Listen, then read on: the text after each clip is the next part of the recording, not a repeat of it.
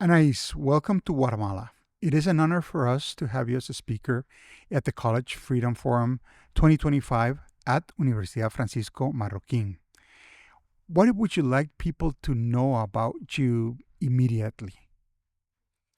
Well, first of all, thank you so much for welcoming me in Guatemala and at university here. I'm very, very honored to be able to share my voice and my story with the student at UFM here.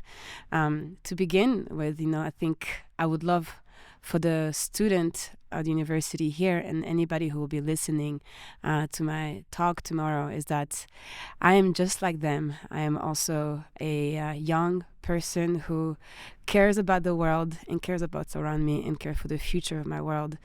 And, and I think that we share a lot of similarities because I came into the human rights world or defending democracy, defending freedom, not necessarily by choice, but I was thrown in it.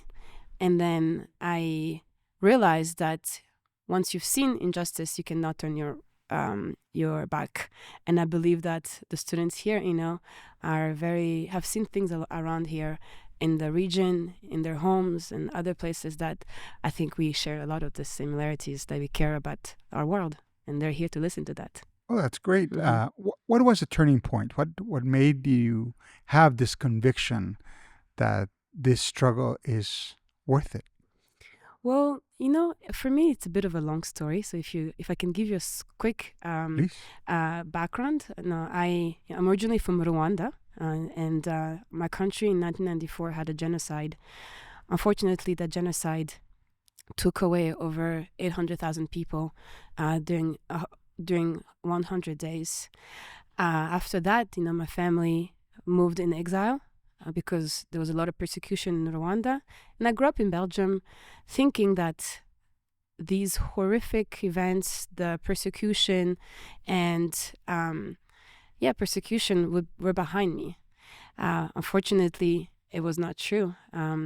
About 5 years ago, my dad was kidnapped by the Rwandan government. He was living outside of Rwanda, and the Rwandan government brought him by force from the United States and via Dubai and then to Kigali. And I woke up one day, my dad in Kigali, and as a alleged terrorist. Of course, it was all false, but that's what I mean. That I had to. It was once I found out about that, I had to. My family and we had to start advocating, and in doing so, I learned a lot about the lack of freedoms in my country, in the region, but also across the world. I learned that what Kagame, who's the president of Rwanda, was doing to my father in prison is what Maduro does to people in prison, is what Putin does to people in prison.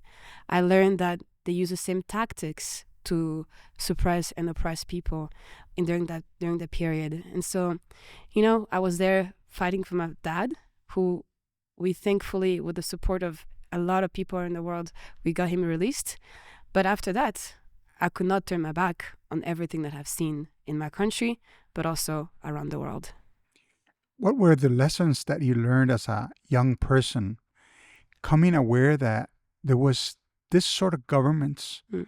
this sort of lack of freedom in the world?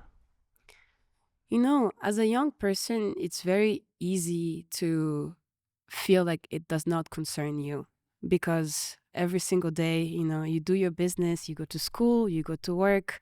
And if you're lucky, I was living in a free country in Belgium and the United States. And I think many people, many students who are here, have a very similar life that I was living.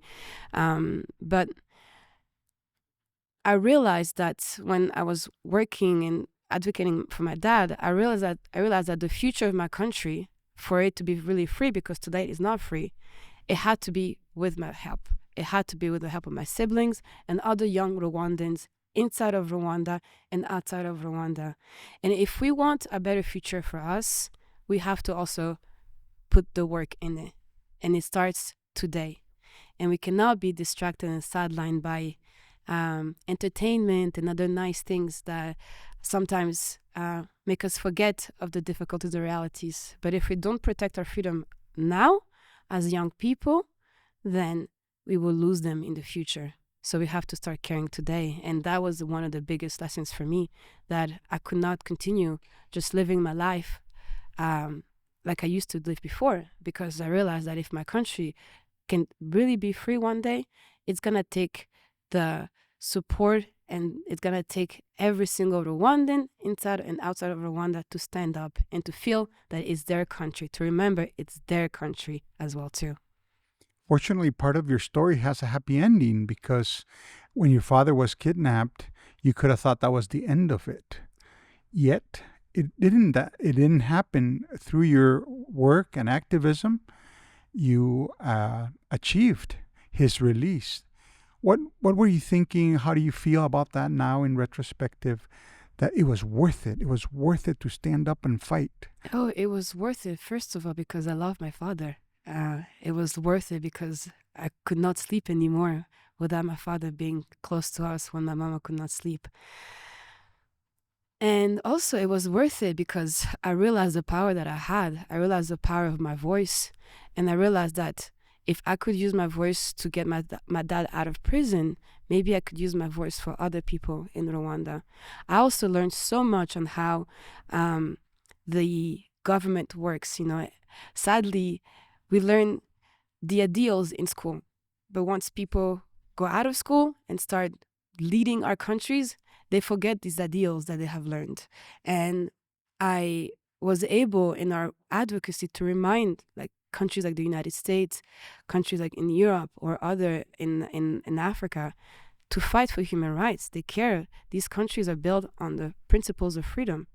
Then if they're built on the principle of freedom, how can they continue working with a country like Rwanda that is not free, that has a dictator, that has political prisoners, that is stealing and killing its neighboring countries from its neighboring countries? How can you do that? And in posing these questions to the world leaders and making them remember of the strong values that they learned in school, like me and like many students here, we were able to help them see the light and help them and have them help us free our dad. So now I think about, what is happening. I was very happy that dad came back. He was free, that our family was united again, and that the world had seen what Kagame is, because he did a very good job over the last almost 30 years in masking the atrocity that have happened in Rwanda that he has committed. And people believe that Rwanda is all perfect, but it's not. And people started realizing that during the campaign of my father's freedom. Unfortunately, 2 years after my father is free, Kagame's impunity continued. People forget and went back to business. And today, Kagame is invading the Democratic Republic of the Congo, our neighbor country. It's been now 2 months. Exactly what is happening in Russia and Ukraine is now happening in Africa, with Rwanda invading the DRC. And that's because people stopped caring. And so I'm very sad of what has happened, and I wish that other world leaders could remember how they fought Kagame 4 years ago to release my dad. And I hope that they can remember that they need to do the same thing again today.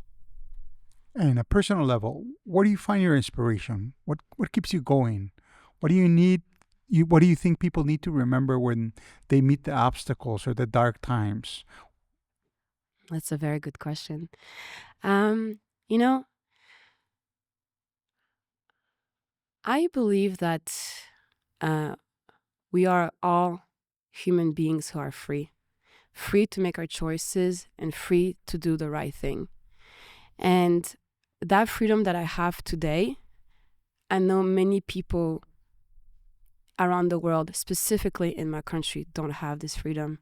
And so that gives me, I think, strength and inspires me to continue my work, remembering the privilege that I have received by living in a free country. And I want to use that and to not take that for granted. But then another reason, I think, is the love of humanity. I think we are good and kind people inherently. We're not all bad people. And if we see each other as unity as a one for a better world, then it's possible that we can have a better world. But if we see each other as adversaries, as if hate continues to lead our conversation, our intentions, and what we do around the world, then it's not going to go well. So for me, I think I believe in our humanity, and I believe in the kindness of people. And that always also inspires me.